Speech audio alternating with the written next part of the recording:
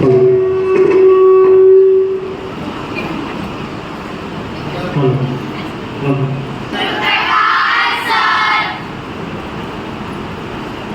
सभी को बहुत बहुत बधाई हो कि आज हमारे देश को तीसरा प्रधानमंत्री के रूप में तीसरी बार मोदी जी आ रहे हैं। मोदी जी ने शपथ ले ली होगी अभी, तो हमें सबको, मेरे समेत हम सबको अपने अपनी तरफ से अपने आप को मुबारकबाद दो कि एक ऐसा प्रधानमंत्री हमारे देश को मिला है जो अपने बारे में न सोचकर समाज के बारे में, देश के बारे में और धर्म के बारे में सोचता है। एक धर्म के बारे में नहीं, सभी धर्मों के बारे में सोचता है, जो सभी धर्मों को एक बगिया की तरह सजाकर बहुत अच्छे से रखेगा।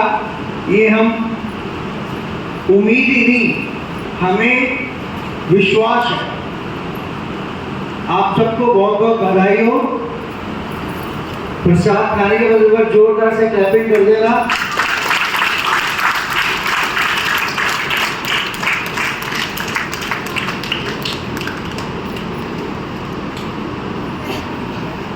और मैं अपनी बहनों से रिक्वेस्ट करूंगा कि वो जितना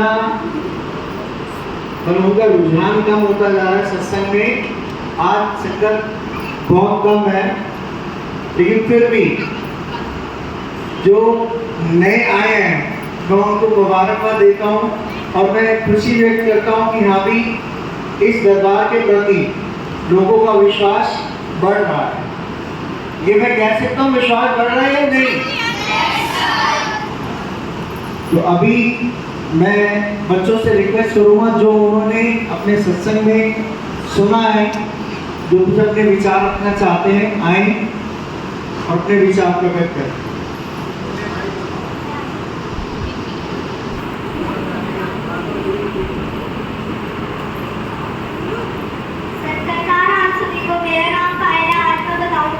मैंने सतगुरु जी के प्रवचन में क्या सुना। जीवन में आगे बढ़ना है तो धैर्य हो जाओ, क्योंकि अभी तक लोगों की बातें मनोरंजन गिराने वाली होती है। जब इंसान की जरूरत बदल जाती है तब इंसान के बात करने का तरीका भी बदल जाता है। आज के समय सही थे इसे कोई याद नहीं रखता, लेकिन आप सब गलत थे, इसे सभी याद रखते हैं। संसार में केवल मनुष्य ही एकमात्र ऐसा प्राणी है जिसका जहर उसकी दांतों में नहीं बल्कि उसकी बातों में। पढ़ाई करने के लिए आधा जीवन गुजार देते हैं और सीखते क्या है?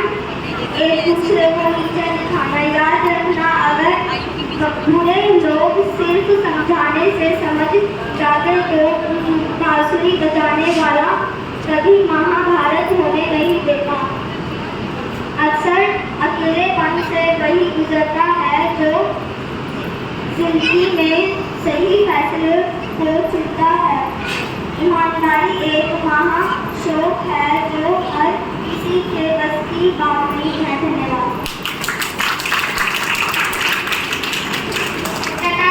को मेरा नाम ज्योतिराज, मैं आपको सतगुरु जी के ऊपर शायरी सुनाना चाहती हूँ। जगत की रंग क्यों देखो तेरा दीदार ही काफी है, क्यों भटकूं गैरों के दर पर तेरा दरबार ही काफी है। धन्यवाद।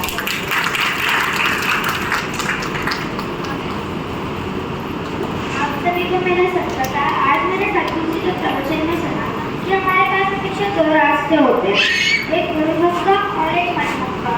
मनमुख में ये होता है कि हम अपने मन के अनुसार चलते हैं। हमारा मन जो कहता है कि अभी हमें खाना है, कि हमें सोना है, हमें ये करना है, और हमें मनमुख के रास्ते पे नहीं चलना चाहिए, हमें गुरुमुख के रास्ते पे चलना चाहिए, क्योंकि गुरु हमेशा हमें भक्ति करने के लिए कहते हैं।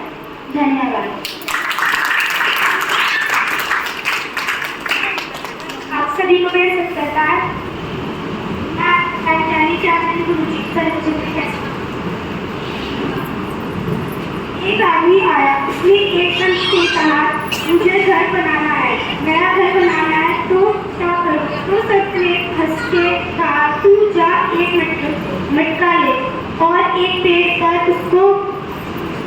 टेढ़ा लटका दे, तेरा कुछ दिनों बाद घर बन जाएगा।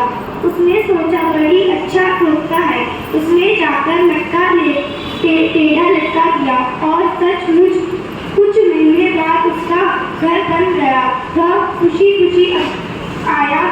आके उसने कहा कि महाराज जी, आपने बड़ी कृपा करी, मुझे टोटका बताया, मेरा हर घर बन गया। महाराज जी ने हंस के कहा कि भैया, ये कोई टोटका नहीं था। मैंने तुझे कहा घड़ा टेढ़ा लटका, तुम्हें लटकाया। उस टेढ़े घड़े में चिड़िया ने आकर के अपना घोंसला बनाया। वो वहाँ आके रही।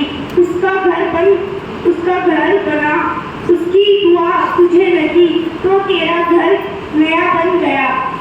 इससे हमें यह सीख मिलती है कि किसी का हम अच्छा करते तो हमारे साथ भी अच्छा लगे। आप सभी को मैं सत्संग का मेरा नाम धन्यवाद। मैं सतगुरु को बहुत धन्यवाद करती हूँ। बातों में सतगुरु हो, आदत में सतगुरु हो, चाहत में सतगुरु हो, धड़कन में सतगुरु। एक दिन ऐसा हो, हर दिल में सतगुरु।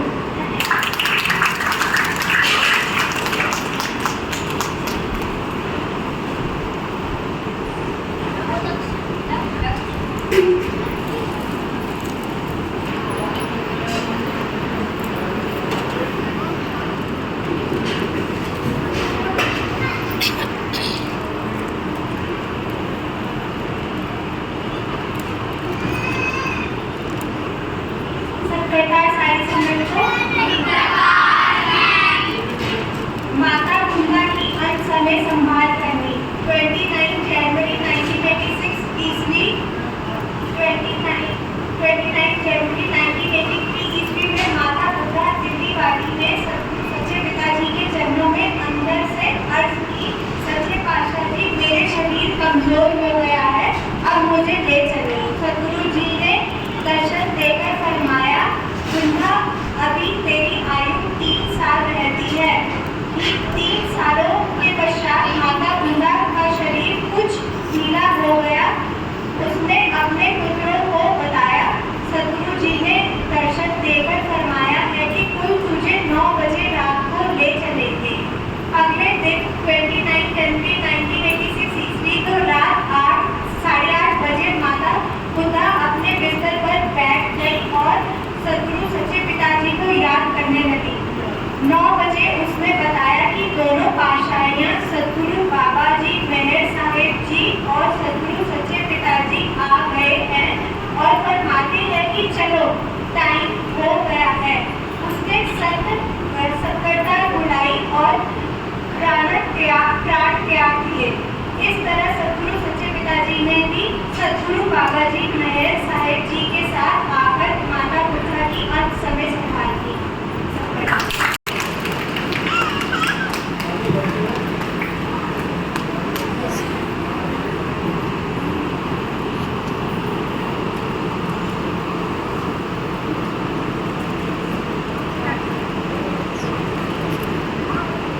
एक बार मेरे पीछे पीछे दोहरा देना। जो आज हमारे देश को संभालने के लिए योद्धा आए हैं, वो अपनी भूमिका बड़ी अच्छे से निभाएं और पूरे 5 साल अच्छे से सरकार की देखभाल, देश की देखभाल करें। सतगुरु जी दया करना। जो सरकार आज शपथ ले रही है, वो पूरे 5 साल चले और 140 करोड़ देशवासियों की अच्छे से संभाल करे और भारत को विश्व गुरु बनाए। उनकी हर समस्या को समाधान देना और उनके सभी सांसदों को अपनी शक्ति देना और उनके अनसंग रहकर उनकी मुश्किलों को हल करना। दया करना सद्गुरु जी, श्रीमती कमलजीत शेरावत जी जो वेस्ट दिल्ली की सांसद हैं, वो रघुवीर नगर को सच में ही राम के नगर में बदल दें और इसकी कायाकल्प करें। दया करना सद्गुरु जी।